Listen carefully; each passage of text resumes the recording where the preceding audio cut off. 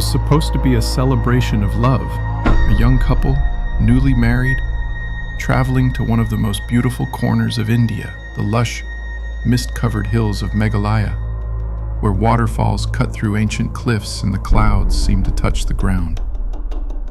For most people, a honeymoon is a time to build memories, to seal a future together. But for Raja Raghuvanshi and his wife Sonam, their honeymoon became the stage for a crime so cold, so unthinkable. On the surface, their story looked ordinary. Two newlyweds, happy photographs, social media updates, promises of a bright future.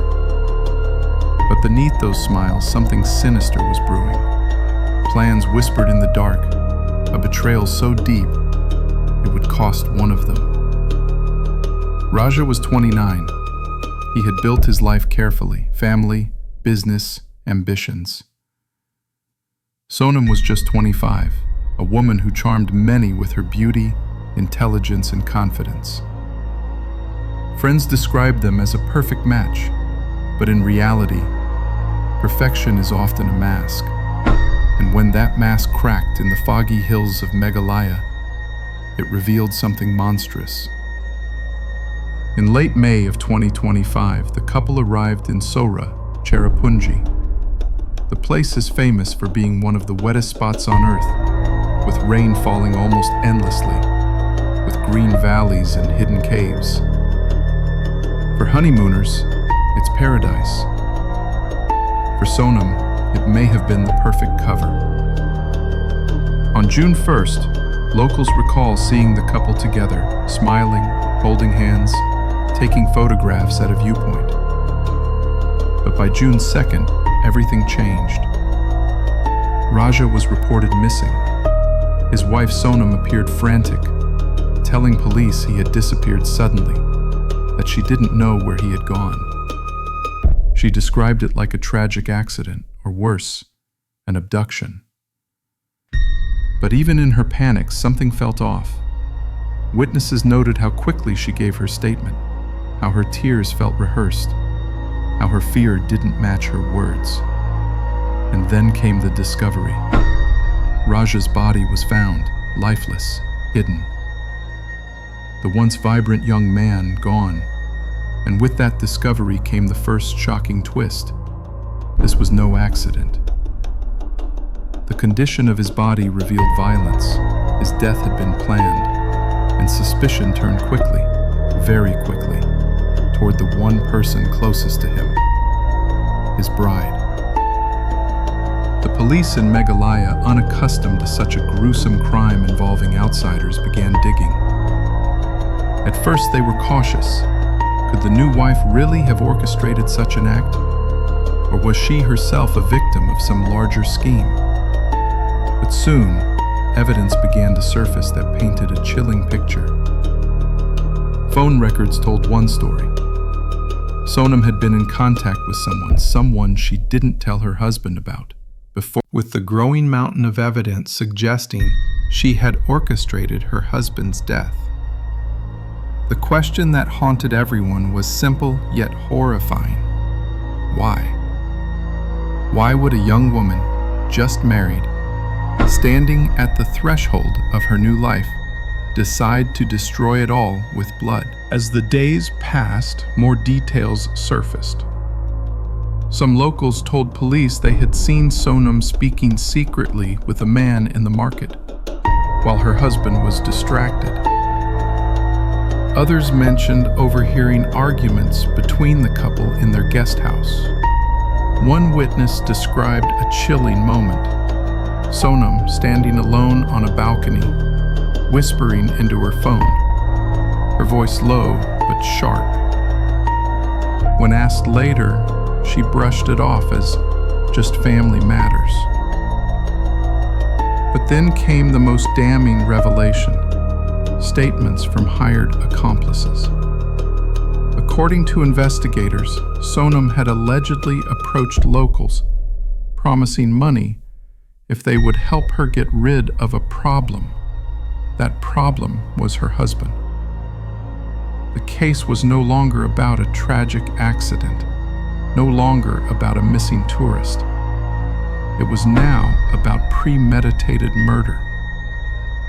And yet nothing was clear. The motive remained a dark cloud. Some said it was greed. Life insurance policies, property, financial independence.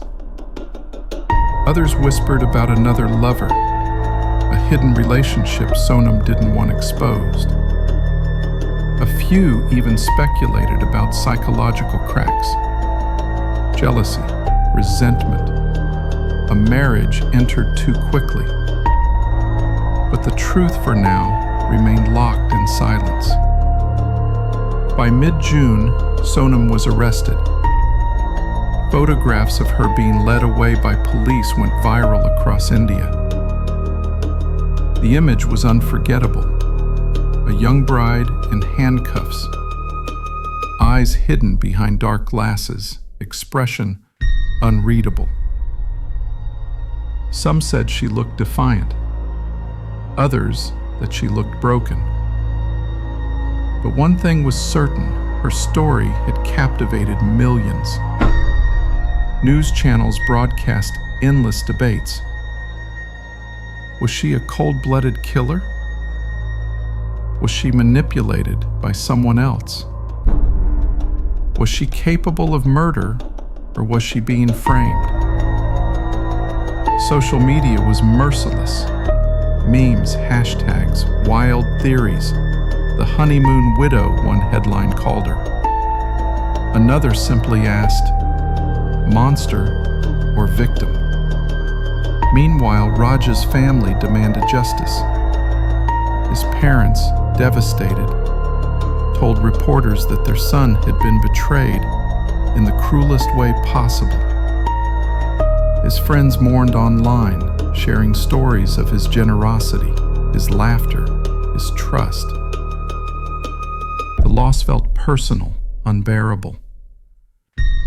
But even as the case moved forward, questions piled up. How exactly had the murder been carried out? What weapon was used? Who else was involved? And most chilling of all, was Sonam truly the mastermind, or just a pawn in a larger game? Investigators hinted that the case could expect is about betrayal in paradise. Love turned into poison, and a community left haunted by questions with no easy answers. Was this truly the work of one woman? Or were there hidden hands that pulled the strings? Did Sonam act out of greed, passion, or fear? Or is there a darker, more complex story waiting to emerge in the courtroom? But here is where the story begins to fracture. Because while investigators pointed their fingers at Sonam, whispers began to circulate that perhaps she wasn't the true mastermind after all. Some locals claimed that Raja had enemies back in Indore, business rivals who resented his success, men who had lost money to his sharp deals. Could it be that Raja's past had followed him all the way to Meghalaya? That Sonam, far from being the killer, had simply walked into a trap carefully set by others? And then came another twist. Forensic investigators discovered phone numbers in Raja's call history. Unknown numbers linked not to Sonam, but to strangers operating in another state.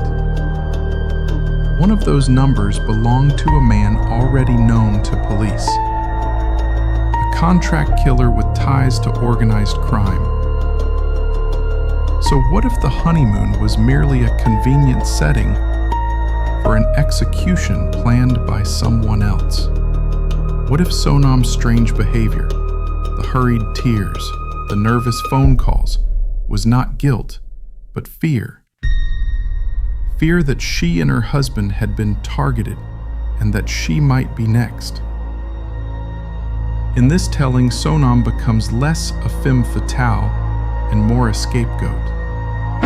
A young woman thrust into the spotlight, painted as a monster, while the real killers vanish into the fog of the Meghalaya hills. But then again, the evidence against her is too strong to ignore. The alleged secret meetings, the financial transfers, the witnesses who claimed she spoke of getting rid of a problem. Could all of that truly be coincidence? Or were those pieces of evidence planted, fabricated to frame her? The case begins to split in two directions. One, where Sonam is the cold-blooded architect of her husband's death. The other, where she is the perfect cover story, her guilt assumed, while the true killers walk free. And perhaps that is the cruelest element of all, the uncertainty. For every clue that condemns her, another seems to exonerate her. For every motive tied to her husband's work. As the trial looms, both versions of the truth hover like shadows. Was Raja the victim of his wife's betrayal? Or was him Till? And so, the documentary